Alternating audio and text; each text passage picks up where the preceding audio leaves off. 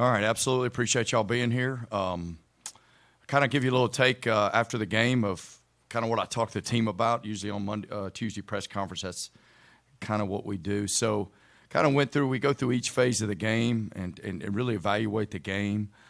Starting offensively, there's times Saturday we look like ourselves, and then there's times we can't get out of our own way, whether that be turnovers, not going to the right person, not being able to maintain blocks. But there was times where, look at the first drive of the game, look at the first drive of the second half. There's times where we look like we're, our old self a little bit, where we're moving the ball and getting first downs and doing things that we've done in the past that have given us a chance to be successful. So still a long ways to go because we turn the ball over and we still got too many missed assignments and we're not maintaining blocks.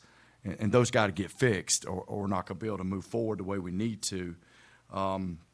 Defensively, we probably had the worst effort outing we've had here in a long time, and it was disheartening, to see the lack of effort in a game where it's your first home game, and your back's against the wall a little bit. And I talked to the guys about the last drive where we didn't play very hard. I mean, we're walking around, and it's just disheartening to see. And this is stuff that we can control, right? That has nothing to do with anybody else.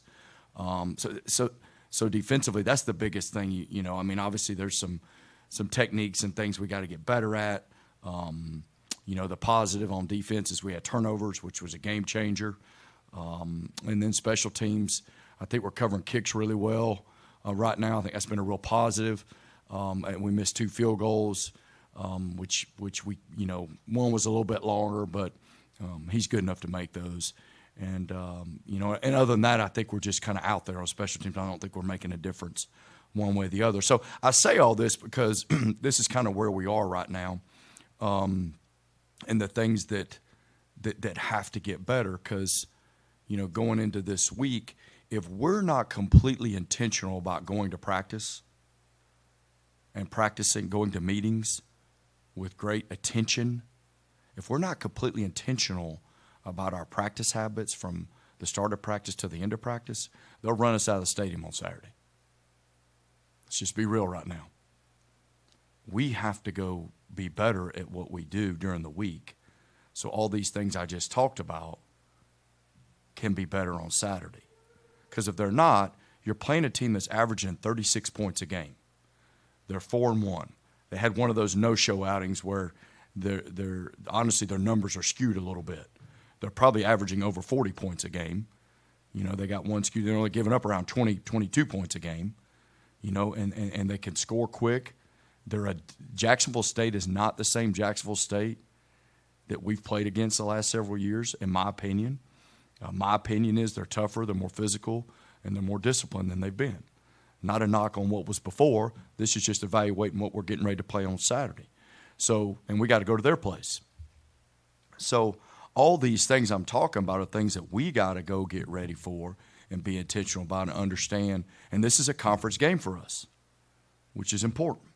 So all these things we got to go be intentional about today at practice for us to get better at so that we can go play a game the way we're capable of playing it to give ourselves an opportunity to win the game, knowing that you got ourselves to deal with first, and then we got the opponent, which I talked just a little bit about, which is enough in itself. So these are the things. This is kind of where we are right now. Like we got to go to work, and some guys got them. It's got at the end of the day, you got to love what you do. You got to be passionate about it. You got to go practice with some passion. It's got to be important to you, and it's going to be for us today. And then once we get through today, it'll be tomorrow, and then it'll be focused Thursday. First practice week we've had that's normal all year. That we've had, we call it's move on Monday, tough Tuesday, work Wednesday, focus Thursday, travel Friday, go play Saturday. And we haven't had that all year just because of the way the year's begun. So this is what we have to do to go be successful right now. And it's really, really important, as I told the team yesterday, because I asked them all, I say, hey, man, y'all still believe we can go win the conference and win the national championship and win at home? And everybody's raising their hands, yes, sir. I said, okay, this is what we got to go do. Here's the things. And I let them talk about it yesterday. I said, y'all tell me what you think we need to go do. got to finish practice, coach. You know what I mean? We got to prepare better. Like, they named all the things, but now we got to be intentional about it. We got to be intentional about it, and we got to be intentional in practice so that we're better come Saturday. So, and you're playing a really good football team, you know, and I'm sure they'll be as motivated as anybody because, you know, history doesn't matter, but it's a part of it, right? You know, they haven't beaten us, so you know, I'm sure they'll be ready to play. As I tell our guys all the time, you're going to get their best game. It kind of is what it is. But I would like for us to get better and for us to be the best we can be at what we do, and that would be. I would love to go see that. Saw some glimpses at times of some really good things Saturday, but we're very inconsistent, and we got to play harder, especially on defense. We got to play hard. That's really important. So, good football team. Coach Rodriguez is a really good coach. He's been everywhere. He knows what he's doing. They do a great job. They've always got good players. You guys have been around here, seen it there. So we got a work cut out for us, no doubt. But it's going to be about us and how we want to go approach our meetings and practice, and how important we want to make that to give ourselves a chance on Saturday. I'll open it up for questions. Coach, going back to your comment about effort defensively, was it more noticeable in the fourth quarter, the lack of effort, when Wofford had those 2 touchdowns to get back in the ballgame? Absolutely. It wasn't great the whole game, but it became glaring late in the game. The last drive was disheartening. You know, you got a game on the line, you know, and I went over and told him, I said, I'm putting you on the field to go win the game. This is in the timeout period, you know, and I walked over and told him, and you know, we got him. We found a way to get it done, but it wasn't Kennesaw State football. I ain't seen it here in a long time. In fact, I don't know that I've ever seen that here. In fact, I haven't seen that here. So we got to be better at that. You made a big point last week to focus on third downs and limiting explosive plays and then increasing it offensively. What was your evaluation of those 2 categories? We're not there yet. It was probably incremental improvement, Nolan. At times it was better, but we're not. We haven't met our goals there, but it was probably a little bit better than it's been. There wasn't as many explosive plays. I think we gave up 6 to Wofford. We've been giving up 13 and 14 in the previous games, but heck, they'd only had 4 all year. So it's you're kind of looking at the big picture of it. And offensively, we're still not getting enough of those.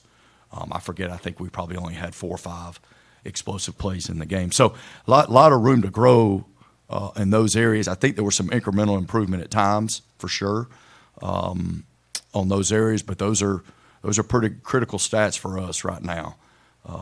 You know, and that's some stuff we gotta continue to get better at. Quarterback Jonathan Murphy had 11 completions. That was a career high, went over 100 yards. But speaking to those explosive plays, I think his long was only 28. Was that a byproduct of him doing a good job of taking what the defense gave him? Yeah, I think he did a good job of that most of the whole game. I mean, you know, the stuff we were doing, he was taking advantage of. So, I mean, I thought he did some good things executing the offense. You know, the big thing was the 2 turnovers, which was a center QB thing and then a mesh. But outside of that, I thought Murph did some really good things of distributing the ball, whether it be throwing it or you know, making reads and doing different stuff. I think for the most part did a good job. Always room to grow, always room to get better. But I think he did a pretty good job giving us a chance. First play of the game opened up in the shotgun. We saw a lot of shotgun in the first quarter. What did that do for the offense in the Wofford game? Well, I think for us, we're always evolving and growing, right? And we've had, if y'all have been here, we've had a gun package, and we do a lot of different stuff, and we're evolving our offense as we speak. You know, it's and that's something we felt like would help us going into the game, and probably some things will continue to evolve as we work our way through. You know, there's, you know, you get these rule changes, you know, and you know, all of a sudden, bam, you can't block below the waist, right? And we're navigating that a little bit because with our guys on the perimeter, you know, we got some of those guys that may not be as big, but they can run. Well, at some point, everybody's got to be able to block. So it's created some challenges at different times, but what it's been in a good way, it's helped us evolve a little bit to do some different things to put our kids in positions to be successful. And that's really ultimately what we always try to do. So I think we always take our base offense and can evolve and grow and do different things with it, and that's what we said from day one. We want to be able to do that. So that's something we'll continue to do. Whatever can help us win a game is what we've always had our mindset. Is like, hey, if something can help us win a game, let's go do it. Whatever that is, let's go do it if we feel like we can. Leads into some questions submitted by John Bedorowski, who couldn't be with us here today. John says, you mentioned in Saturday's press conference the offense still getting used to that new blocking rule that you just talked about. Can you explain the full difference in what you can do this season from last, and how difficult has it been for the players to make that change? Well, last year you could block below the waist as long as you were within 5 yards of the line of scrimmage, which most of the stuff happens there anyways. And as long as you were squared up on a defender. After spring ball at some point in time, they did away with all of that. So you can't block below the waist at all on the perimeter. You can't block. The only place you can block below the waist is when the yard line of scrimmage. And you have to be in the tackle box to do that.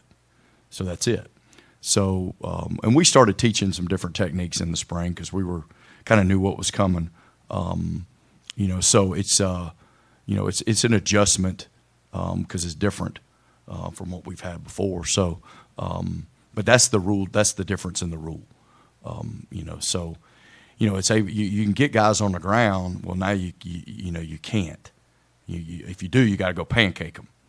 All right. So those are things we've worked on some different techniques to help us do that, and then we're trying to put our guys in position to help us do that. So, and then we got to continue to evolve what we do. And probably more evolution after the season's over with. He also says penalties seem to be way down this season, and they are. The team is averaging only 14 yards on penalties per game, going back to that Cincinnati game where there were no penalties. First question with that is, has this been stressed more than normal this year? No, not anything more than normal. Again, it goes back to your team and their identity and just kind of things that happen. It's really kind of crazy how every year's so different. Even though you may look out there and we look the same, but we're different. And this year's different too, and it's just a different personality with the team, and it's a good thing, knock on wood, that the penalties have been down. That's a positive. We got to get some other things aligned in the right area, but nothing outside the norm for us in preparation as far as the penalties go. Do you feel like the team seems to be more disciplined in that area, and is that something that you could take and point to try to help out, and maybe some other areas you want to see them grow, i.e. whether it's effort defensively or any other category like that? It's a positive. We'll take it as that. I don't know if it's necessarily there's something we can correlate to another. Maybe we could, but really you go look at each area and you look at the positives and the negatives, and you try to, hey, this is really good. Like, defensively, when we had 3 turnovers, 1 for a touchdown. Well, that's monumental, right? Like, that's huge. We stopped a 2-point conversion, right? That's huge. So those things are huge where you keep talking about that, right? At the same time, you're looking at effort. We're not playing. Like, you got to go take each area and you find the things and you show clips of good and of bad and you try to be real about it. And the penalties have been a positive. We haven't had a ton of those. We had a couple in the game that were that were just emotional, things that we can control, we can do better in. But hopefully we can keep it that way. And if we can keep that way, and then we can start gaining on these other areas, now you're starting to put some things together, that looks like Kennesaw State football. And I say that because I have a vision of what this looks like. And I think our kids do, and even our fans that have been here, like, okay, that looks like us, right? And we're not there right now. I think it's very obvious. And so these are the things we got to do to get there, that we look like ourselves and what we're capable of doing, which I've told our guys we're fully capable of all this, but we got to go be intentional about preparation and giving ourselves a chance to do it. Going back to Jacksonville State for the first time since winning in the second round of the FCS playoffs in 2017, what are your memories from that trip, and how big was that win for the program? So, you play this game because you love it. I don't know any other way you can play this game other than because you love it and you're passionate about it. Like, And I've always believed if you want something bad enough, you're going to find a way to go get it done. You'll find a way. It might not be perfect, may not work out exactly, but you'll find a way. That team in 2017 was one of the more motivated football teams in football games I've been a part of. They wanted that thing bad. I didn't have to say a word to them. Defensively, it's as hard as I've ever seen us play because they loved it. They were passionate about it. They wanted it, and it was a big deal to them. And it was 11 guys flying to the football on defense that day was as good as I've seen. I'm trying to think of the running back's name. He was a transfer from Auburn. I can't call it right now. But, I mean, he was a heck of a player. And if you didn't have 2 or 3 guys on him, you weren't getting him down. But you go watch that tape, shoot. It wasn't 2 or 3. It were 6, 7. I mean, it was on a mission. That's one of the most vivid things. And it was all phases motivated to go play. At the time, they were ranked number 3 in the country. So the biggest thing I remember is that football team in 2017. They wanted that thing now. And they were not going to be denied that day. They wanted it bad. It was important to them. They were passionate about it. Like it was a big deal. And they went and did it.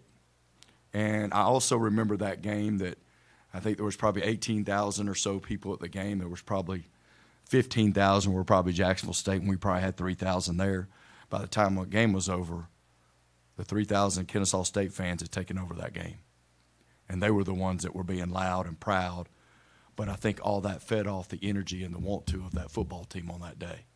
Because you could see it, you could sense it, you could feel it. They were not going to be denied. But they wanted it bad, man. They were passionate about it.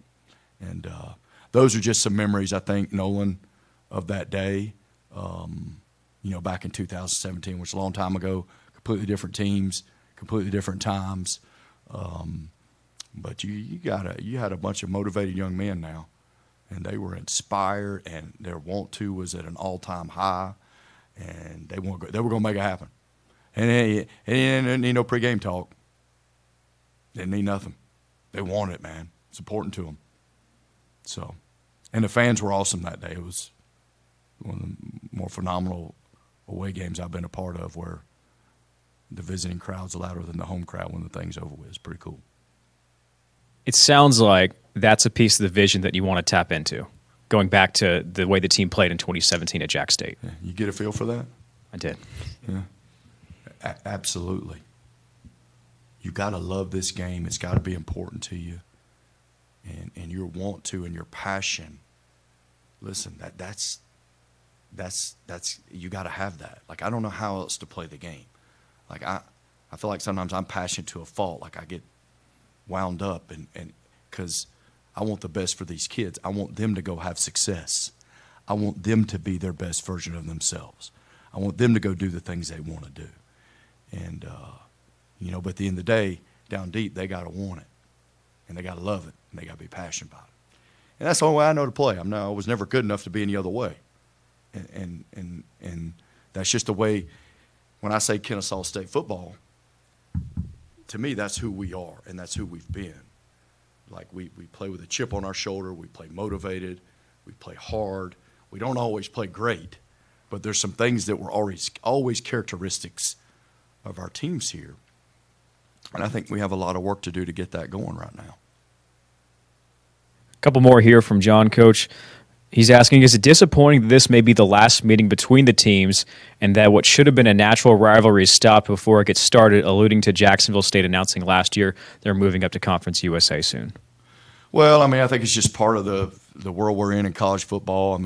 I do think there's been some, because we're close. I think we're similar schools, and there's a lot of things that have been real positive about Kennesaw State playing Jacksonville State. And obviously, you go back to the Truist Park, SunTrust Park game, which was probably the more memorable in a lot of ways, even though the one I just talked about, to me, was really good. But, so hopefully maybe there's some ways it continues. You never know. But it's just the way this thing has gone a little bit, and the evolution of conferences. And, we've been in this since we started, we started the Big South. You had Liberty, and you had Coastal, and you had all these different, and then that evolved, and now we're in the ASUN, and Jacksonville State was in. Now they're moving out. It's just been the evolution of college football a little bit, you know. And I hopefully something can work out, because I think it's a good game for both schools and both fan bases.